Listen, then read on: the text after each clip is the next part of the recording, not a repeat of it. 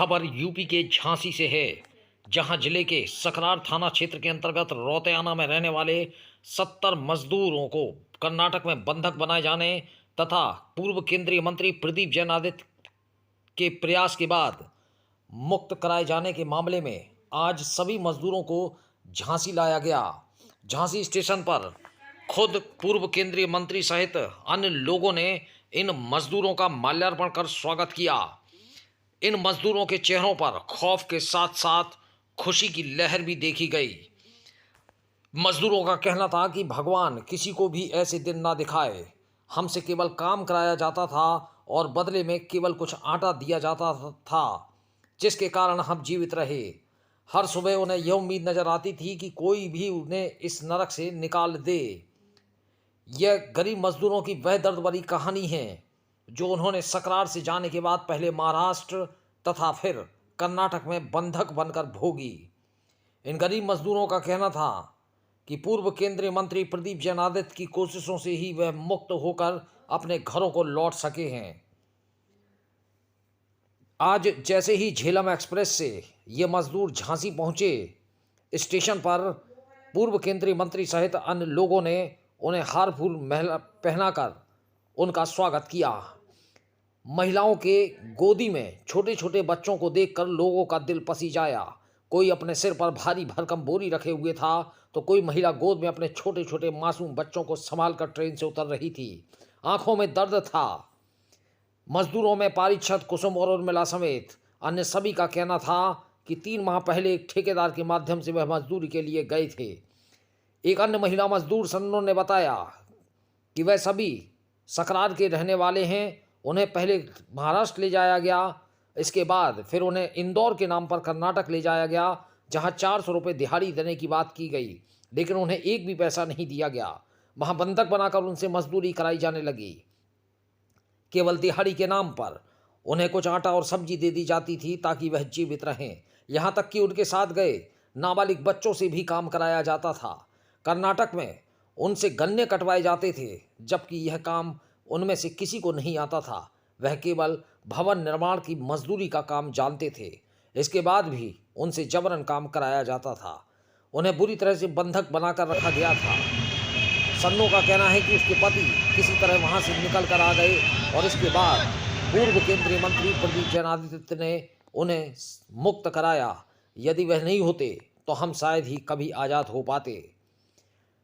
इस दौरान स्टेशन पर भारी संख्या में लोग मौजूद रहे।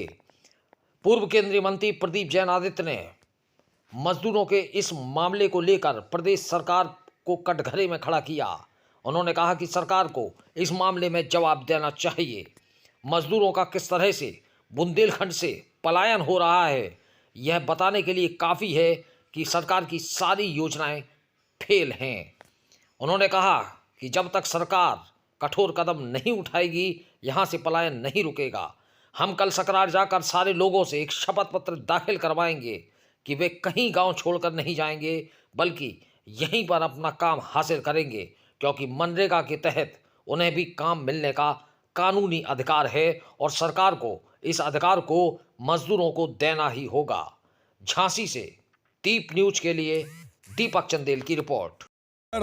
हम लोगों के सीने में आज भी है कि आखिर ये क्यों गए। इन्हें जानवरों जैसा बर्ताव सहन करना पड़ा। कई छोटे छोटे बच्चे तो उनके प्राण चले आते अगर सही समय पर अखंड भाई ये समस्या नहीं उठाते, संज्ञान में नहीं लाते। हम जिस समय पहुँचे, पेपर में निकला, मैं अगले दिन सुबह पहुँचा, मैंने देखा एक एक गांव वाला रो रहा था, चूल्हे नहीं जले थे। हमने वहाँ के एसपी से बात की, भीमा शंकर जी से, वहाँ के विधायक, उनको फ़ोन लगाया। दोनों ने कहा कि हम आए हैं, मजदूर अगर बंद हैं हम उनको छुड़वाएंगे, और उनकी वजह से वो छूटे। लेकिन जो स्थिति है, इनके पास खाने के लिए नहीं था, इनके पास टिकट नहीं थे। हमने डॉक्टर नेमिनाथन जैन से वहाँ आग्रह किया, चूँकि ना ये पेटीएम जानते थे ना फ़ोन पे जानते थे। वहाँ उन्होंने इनको पैसे दिए और खाने की व्यवस्था कराई। उसके बाद जब ये उनकी ट्रेन में नहीं घुस पाए, फिर अगले दिन ये लोग, इन्हें गोवा से आना था, अगले दिन ये पूना से झेलम में चले।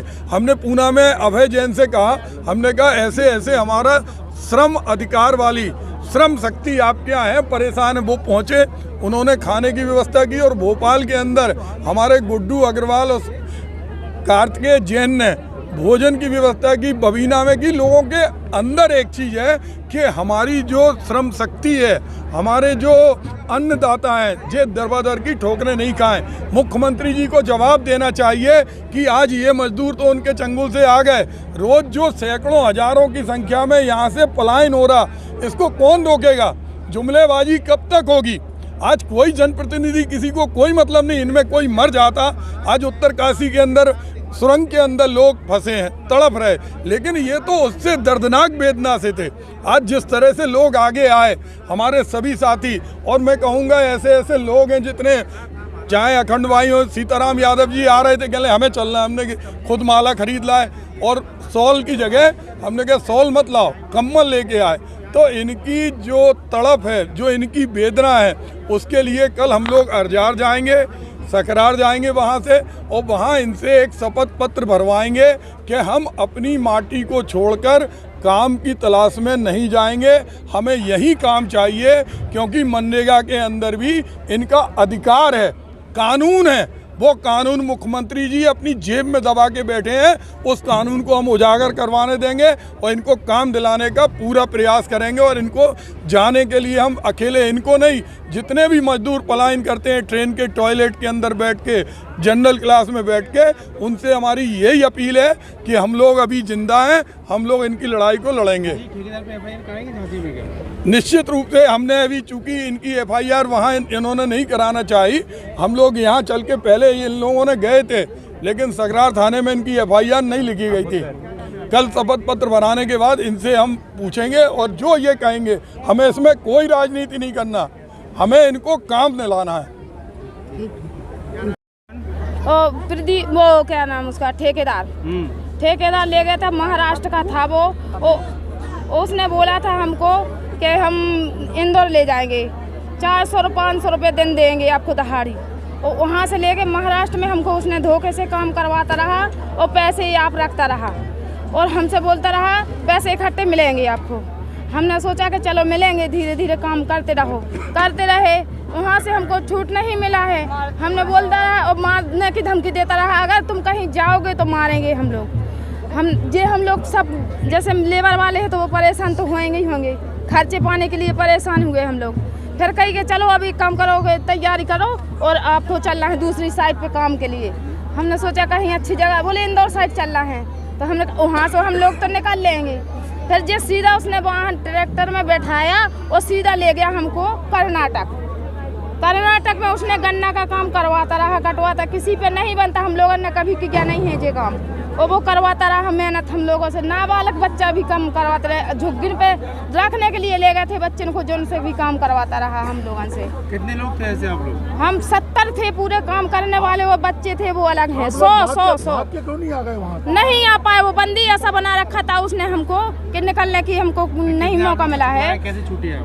फिर हमको मेरा पति निकल के आया है वहाँ से चोरी से। हाँ, मेरा पति का नाम है नसीब खान। फिर क्या हुआ? फिर वो यहाँ से फिर उन्हें इतलाए करवाया है। किसने मदद की आप? वो प्रदीप जैन ने। कौन है प्रदीप?